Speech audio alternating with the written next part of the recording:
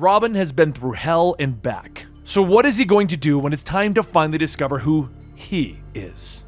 This is the Comicstorian channel, where I take some of your favorite trade paperbacks and single issues and I break them down into digestible bites, giving you a synopsis of everything that is happening within the world of comics. The purpose of this series is to allow you to keep up with your favorite superheroes or storylines or concepts in the world of pop culture, and then go to the store and support the industry yourself by buying the next issue.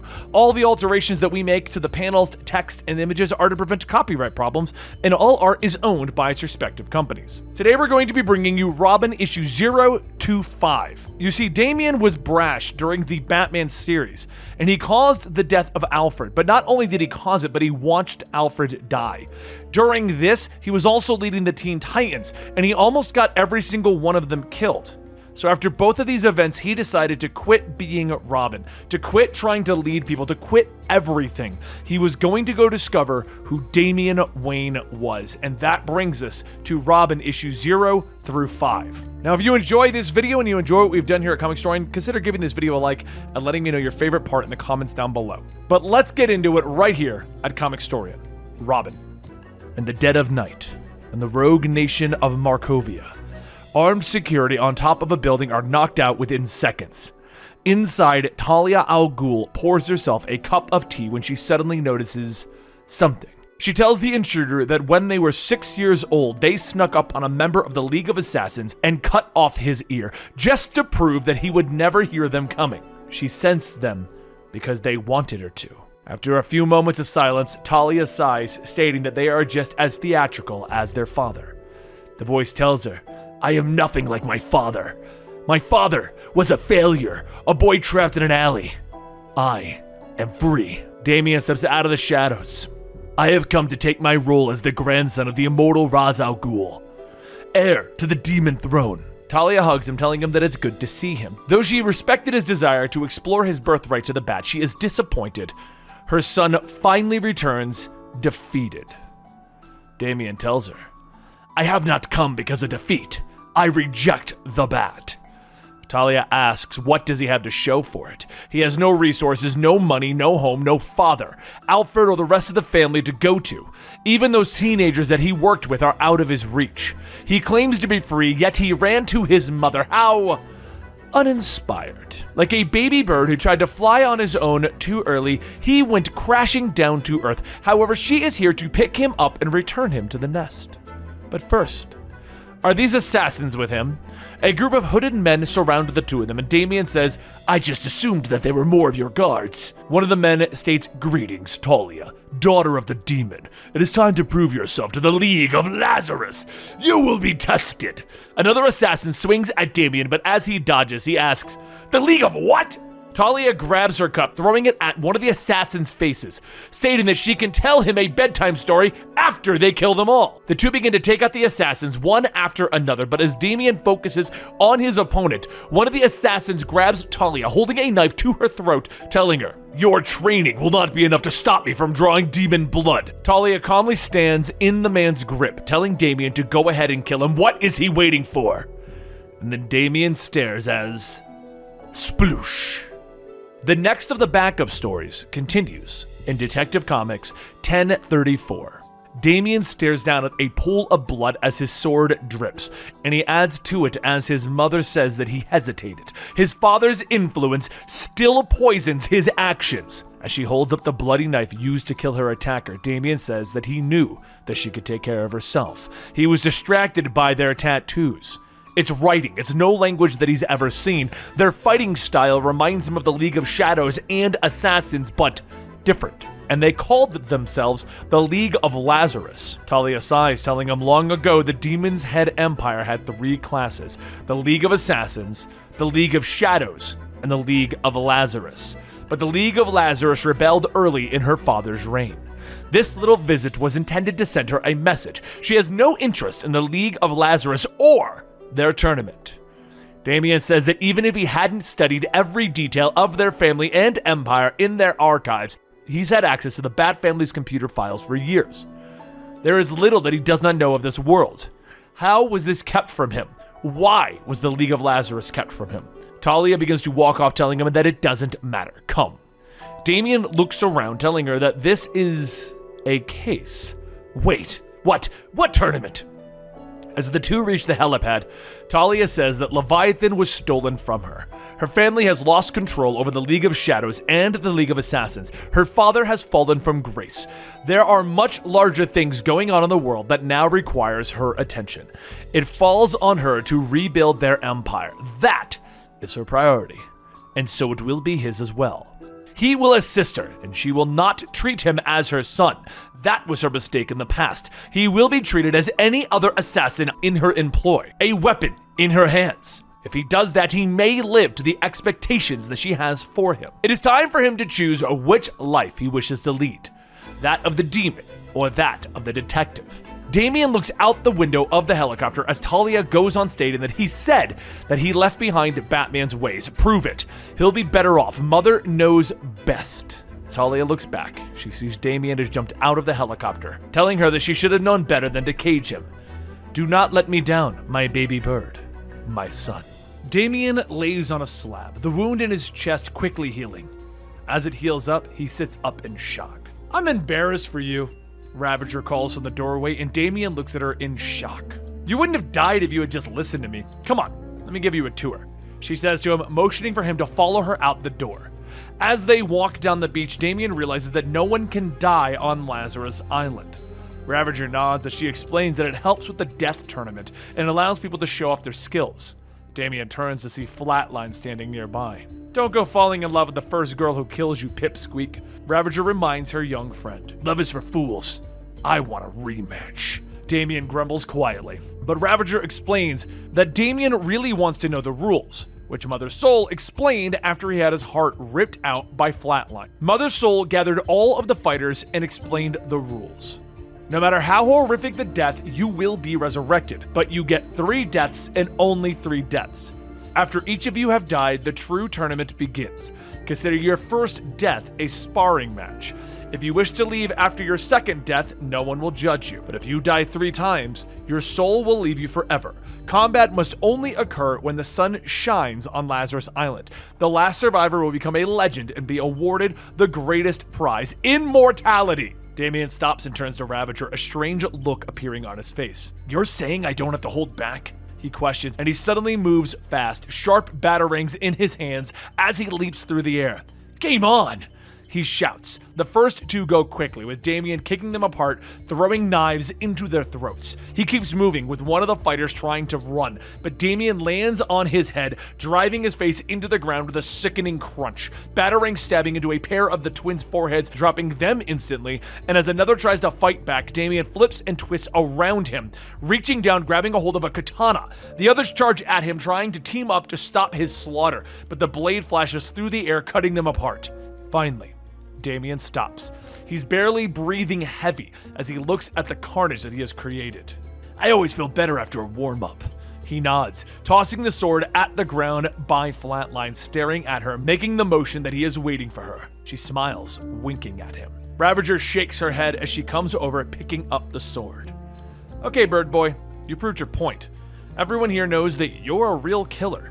You did it. Bravo. She explains that he'll need more than that to live here, though, and begins to point out his top 5 threats on the island. Respawn, a new fighter, chaotic and undisciplined. Just like, you know, she says, pointing at the young fighter that dresses like Deathstroke. Double XL, 10 years old, his ego makes you look humble. Comes with an entourage that pumps him up. They're insufferable. She explains as she points at the young kid that is punching someone into the sand.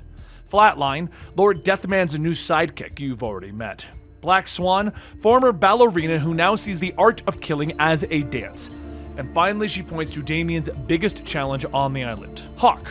The League of Shadows brought him. They watch as Hawk defeats his opponent. He stops short of killing him, bringing shouts of protest from the League of Shadows members, and with a sigh, the young man breaks his opponent's neck. Damian scoffs as he heads off to find his stuff. His duffel bag is waiting where he left it. Begins to look inside to make sure that nothing is stolen, and Ravager takes out a manga that Damian had been reading.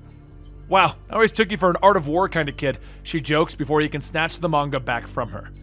It's personal, he snaps at her before demanding to know why she's on the island. Oh, I'm not here for the tournament. Living forever seemed boring to me. I have other interests, she vaguely explains. She smiles, telling him that she can help him out, train him. He looks at her for a moment before turning away. "No thanks, son of Batman, remember?" He calls over his shoulder. And that night, Damian slips over the walls into the heart of the island where he follows two of Mother Soul's men as they make their way through the city streets, and he suddenly pauses. "You really think that you can sneak up on me?" he asks as he looks over his shoulder to see Flatline, who just smiles. "I'll put my knives away if you do." "What do you want?" He growls at her, and she begins to follow him, explaining that she felt that they should update their relationship from enemies to frenemies. They continue to follow the thugs, watching as they open up a secret passageway, and Damian and Flatline continue to follow them inside of the secret chamber. "This is my first secret passage," Flatline says with glee. "Just keep quiet," Damian hisses at her. Inside, they find a chamber dominated by a huge Lazarus pit, the statue of a demon lord watching over it. Mother Soul stands with her men as they explain that the pit is too unstable. "This is the biggest Lazarus pit that I've ever seen. Is this why Mother kept the League of Lazarus hidden from me?" Damian questions, and Mother Soul continues to look into the glowing green liquid, assuring the priests that they will have everything that they'll need soon. "Weird. Are they doing experiments on it?" Flatline asks, and then she turns to where Damian was to find the young man is now gone. "Like father, like son. Cute," Flatline says with a smile. Damian heads back towards the barracks, and the voice of the dead Alfred fills his head, warning him to seek aid in solving this case. Mid-leap, Damian is suddenly captured by a net, falling to the ground, and he quickly cuts his way free, standing to meet his attacker. "All I was saying is you're still too cocky to win this tournament, shorty. If you want to win, you're gonna need my help. Period," Ravager states as she steps out of the shadows. She explains that Damian thinks that no one would dare get the drop on him, and that he takes himself too seriously. She begins to lead him across the island, finally stepping on the beach to the site and the sounds of fighters relaxing and having a good time. "I know you've been trained to be the best of the best, but that's not enough. Not here. I need to teach you something that Batman was incapable of teaching you. How to have fun." The beach party falls quiet as Damian walks up to the pavilion, and Double XL asks how she brought in the narc. Damian scoffs. "How many times does someone need to die? 3? Ravager grabs him, telling him to heal, and as she drags him along, Damian asks, "Is this what you wanted to train me in? The art of embarrassment?" She tells him no. Today's lesson is all about how to have fun. Now, she always hated homework, so today they're going to study in the field. His assignment for the evening is to make a friend. Damian scoffs again. "I've had friends. They've either all left me or grew up too fast." Ravager tells him that the Teen Titans were not his friends. Those were people he kidnapped and then bossed around. This is about getting out of your comfort zone. Here you can watch what people do to unwind, to relax. Even fighters in a death tournament know that they need to chill out at the end of a long day of trying to kill each other. Damian asks, "Will that help me win the League of Lazarus Tournament?" "How? Explain it to me, Ravager." She tells him to distrust her on this. Sometimes fighting means being quick on your feet, and a good fighter knows how to loosen up. "When I caught you with that manga, you went stiff." Flatline then yells, "You read manga too? Is that why you ditched me? Because I know you're not coming here. You'd never be caught dead at the party." Damian glares and Flatline tells him to relax. It was a joke. Ravager shrugs, telling her that Damian doesn't understand jokes. As the two begin to walk, Damian sees one of the other contestants taking out a knife and stabbing it back and forth between his fingers. So Damian walks up and takes the knife, throwing it into the air, slamming his hand down. As the knife comes back down, Ravager asks, "What are you?" But Damian looks back and winks. It lands between his fingers and everyone stops to look, all cheering in amazement. After that, Damian hops up on the table while everyone tells him how awesome that was. And he laughs. "If you guys think that was cool, I did way more hardcore things than that. One time?" Just then, a man named Draken walks up stating, "You want to hear hardcore? Me and the kid's old man used to go toe-to-toe. I was there to kill some mayor or senator. Kind of forgot. Just then I thought I had to drop on Batman and pow! The old man was pissed, shattered my jaw." Damian begins to state, "That really isn't..." But another contestant chimes in, "No way. My story is way better. This one time?" But as everyone then starts to share their stories about being beat up by Batman, Damian sighs, walking off on his own. After a bit of walking, he walks up to the side of the mountain, and when he hears a voice telling him that they used to sacrifice people here, he can feel it too, right? Whoever lived on this island before Mother Soul and the League of Lazarus, they used this location for ritual sacrifices to their gods. It's not just the everlasting smell of blood. It's sad how the feeling of death lingers around. Damian assumes his fighting stance, telling Hawk that Ravager believes that he is to be the greatest challenger here. Rules of the tournament state that they can't fight at night. But if he wants to break that rule, Hawk looks back, telling him that he's only trying to find a quiet spot to meditate. But he heard the sounds on the beach and he didn't recognize them. He's never really been one to socialize. Damian then says that he studied with the League of Shadows before and he was never with them. So why is he with them now? Hawk looks over the ledge, stating that they found him when no one else could, or would. They helped him, retrained him, and they gave him a purpose. Damian says that he knows what their training is like and he can't trust them, and Hawk tells him that they might have more in common than he thinks. My father was a hero too, just like yours. After a few begrudging moments, the two sit and they share their stories about their fathers. How both were always riding around in themed cars, both have a cave, and they always seem to put children in danger. Though Damian's father has a thing for leather, and Hawk's is more into fishnets. Damian says, yeah, my father's into whips and leather, lots of leather. The two find themselves laughing hysterically, but then a voice calls out to Hawk that he must stay away from the demon. Damian is their enemy. He's with the League of Shadows, and it is in his best interest to avoid the fallen sun. Damian looks back at the hooded man, telling him, I know you. You're Master Dusk. Nothing was ever good enough for you. Everything being way advanced or much younger than the rest. My mother banished you for throwing her son to the wolves, literally. Dusk says that he could have been their greatest weapon, but instead he's their greatest failure. Cocky and too headstrong for his own good. Too much like his mother and father. They won't make the same mistake again. Hawk, prove your loyalty to the Shadows. Hawk begins to take off his coat, telling him that he's sorry, and Damian readies himself, telling him, is this the best you have to offer? The League of Shadows has truly fallen from grace! For a moment, Damian begins to gain the upper hand, his kicks and punches finding their marks, but just as he dodges a sweeping kick, Hawk grabs him by the cape, slamming him into the ground, and the power is exchanged. Hawk lifts Damian's body up, and Dusk tells him that he will only heal if he dies, but he will live to survive this and live in pain. And Damian is thrown from the mountain towards the rocky waters below. Just before he lands headfirst, someone grabs him, telling him, I have you, son. Damian wakes up the next morning. He groans. You found me, father? A voice tells him, close. We are finally reunited. I have much to teach you. As Damian opens up his eyes, he can see his grandfather, Ra's al Ghul, standing over him. As light comes through into the makeshift tent, Damian groans as he feels something wet slapping across his face. He wakes up, seeing Goliath licking him. Is that you? As he jumps up, his wounds ache and he recoils a bit, remembering his fight with Hawk. And after getting dressed, he leaves the tent to find out where he's been taken. But that's when he sees the man who brought him here. Ra's al Ghul. Damian shouts, I knew it! You're working with the League of Lazarus and the League of Shadows. You took me from the tournament to prevent me from winning. Ra's says that he may be keeping an eye on the League of Lazarus, but he has nothing to do with them, not anymore. They were a mistake. He informs Damian that it's best to be left alone, and he means it. No good can come from Damian being in that tournament. Damian charges in asking, who are you to give me any kind of life advice? And then there's a sudden crack in his chest as Damian stops. Ra's tells him, if I was healthy, I'd have no issues winning. Now there are crops that I must tend to, Damian. When things have settled, we can continue our conversation, but do know this. History will reveal itself when it is ready to be seen, and until then you will find nothing but misery.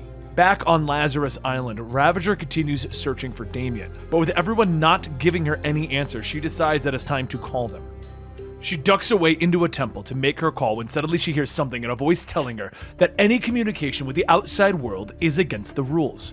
She looks up to see Respawn about to kill one of the other contestants, stating, don't worry about this, just getting a little revenge from earlier, as well as moving the tournament along. Speaking of which, where is the little bird? Maybe he ran home to daddy? Ravager pauses for a moment, asking, who are you? Your voice sounds familiar. What are you doing in the tournament? Respawn tells her that he is here for the same reason that she is, to prove something. She scoffs, stating that she has nothing to prove. She's looking for someone and is starting to think that she's found them.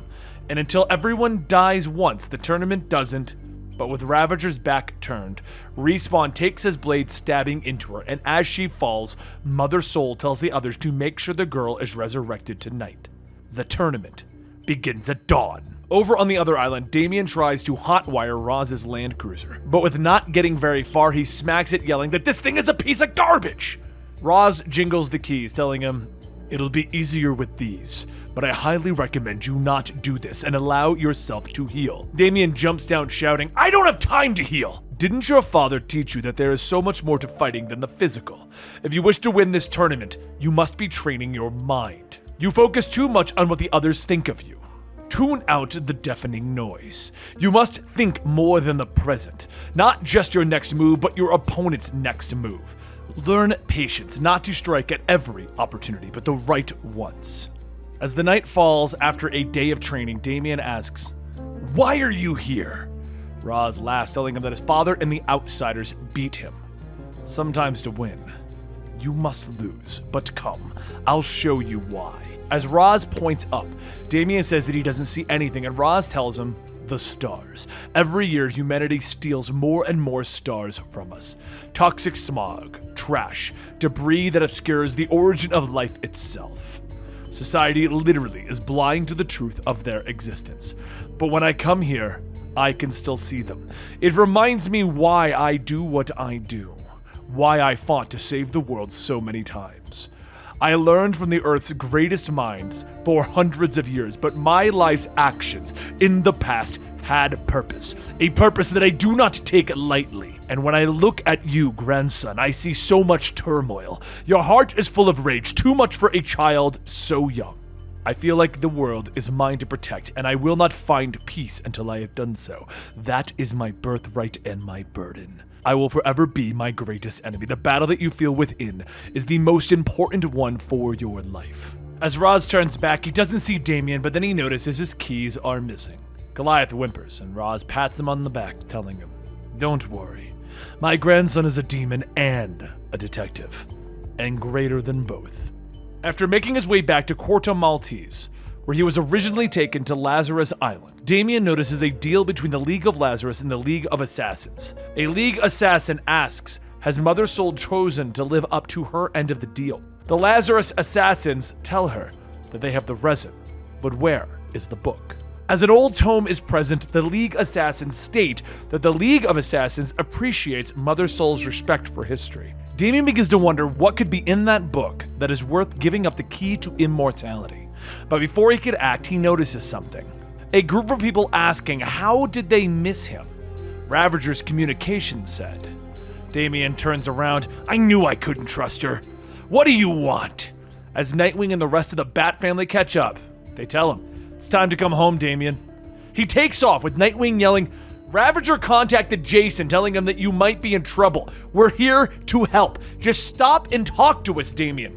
Jason then says, "Ravager says you're mixed up in some kind of death tournament?" And Damian tells them, "It's the League of Lazarus Tournament, the best fighters in the world. It's a case that I was investigating. But yeah, I'll make it interesting. If you can catch me, I'll go back to Gotham." As Damian sprints ahead, Nightwing tells everyone to remember, don't hurt him. Each family member then takes their turn catching up to Damian, but each time they think they have him, he manages to slip through their grasp and pick up his lead. After cutting Nightwing's line, several red batarangs are thrown and Damian nimbly dodges them, asking, "You too?" Red Hood holds out his gun, telling him, "Those were warning shots. Don't make me use the trank." Damian walks forward, telling him, "You act so cool because you're the Robin who died. But who hasn't died? I'd like to help you, but I left my crowbar in my other cape. Making me angry isn't going to work, Damian." "No, it won't. See, I've been watching all of you. Grayson is the most experienced. Tim is the smartest. Spoiler's the bravest. But you're the most emotional." Damian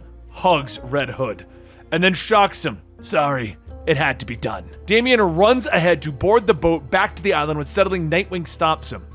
"Happy birthday." He tosses Damian a present, but Damian tells him, "You're a few days late." And Nightwing tells him, "Just open it." Damian opens up the box, pulling out a metal bar with the words "versus the world" on it, asking, "What is this?" Nightwing tells him that when he was leaving for college, Alfred told him that he could take on the world. And that is the trapeze bar from his family's act. Alfred got it and painted it black for him. It helped him remember that he came from two worlds, and it looks like Damian could use it more right now. Alfred knew that he struggled with his past, present, and future, and any time that he needed reminding of who he was, he would think of that gift. Damian pauses for a moment, taking off his mask. I was there. I saw. Death has always been a part of my life since the day I was born. But with Alfred, I didn't get it until I heard his neck snap. Nightwing steps forward, telling him that he's sorry that he wasn't there when it happened. There were so many times that he'd run away from home, run from Bruce and Alfred. And for a long time, he was Batman's sidekick, or the leader of the Titans. It took a bit for him to figure out who he was away from all of that. And Damian asks, why are you saying all of this? Nightwing tells him, it's because Tim, Steph, Jason, they were all Robins to Bruce first. But you're his first Robin. As Nightwing places his hand on Damian's shoulder, Damian tells him, you caught me. And Nightwing asks, did I? No. Stop. I'll catch you. Please don't go. What are you doing? Nightwing winks. Please don't. Run. Damian smiles, leaping over the ledge, and as the others catch up, they all ask, did we really not catch him? Later, back at Lazarus Island, the arena is lit up as everyone makes their way in, and Ravager runs up to Hawk shouting, what did you do to Robin? But before Ravager could do anything, Damian walks in. I didn't know you cared, but don't worry, I'm here. Where have you been? Training. I was missing something, but I think I've got it. As for Flatline and Hawk, they got lucky. Next time, I'm gonna cut off their heads. He then looks at Ravager. Once this is all done, we're gonna be talking about you ratting me out. But before Ravager could respond, Mother Soul announces that it is time. Ages ago, her people were lost to the desert sands. They honor them with this tournament. Damian whispers to Ravager, asking, did you see the book? She sent her men to exchange chemicals in the Lazarus pits with the League of Assassins for that book. Mother Soul goes on stating that the demon that they worshipped was also lost, and now he witnesses their souls given up to him as a sacrifice. Flatline stops them. Sorry, what's this about a demon? And Mother Soul holds out her arms, telling everyone, it is time! Fight! And that concludes Robin issues 1 through 5. If you want to know what's going on next, go pick up Robin issue 6 as the tournament has officially begun. And if you enjoy these storylines, please consider giving this video a like, letting me know your favorite part of this new Robin storyline down below, and make sure you check us out over at patreon.com/Comicstorian. You guys are awesome as always, and I really appreciate all of your love and support over here. And yes, for those who are going to question, we did cover the first 3 episodes in a different style of video a while ago. We're trying to get them all lined up, so 1 through 5 is in this one video. I hope you guys enjoy, and I'll see you next time right here at Comicstorian.